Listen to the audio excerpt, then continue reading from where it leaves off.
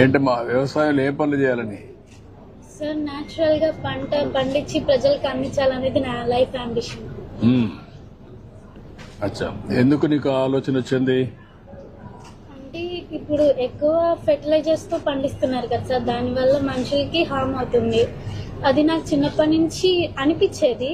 అంటే ఫుడ్ హాస్పిటల్కి వెళ్ళినా కానీ ఫుడ్డే తీసుకోమని చెప్తారు కదా, ఆ ఫుడ్డే బాగోకపోతే ఇంకా ఏం తింటారు ప్రజలు అనేది ఒక ఆలోచన వచ్చింది నాకు. అందుకే బెస్ట్ గా ఫార్మింగ్ చేసి న్యాచురల్ గా ప్రజలందరికీ అందించాలని. మన రాష్ట్రంలో ఒక ప్రయోగం జరుగుతుంది తెలుసా నీకు? నేచురల్ ఫార్మింగ్ అని, జీరో బడ్జెట్ నేచురల్ ఫార్మింగ్. విన్నావా నువ్వు ఎప్పుడన్నా?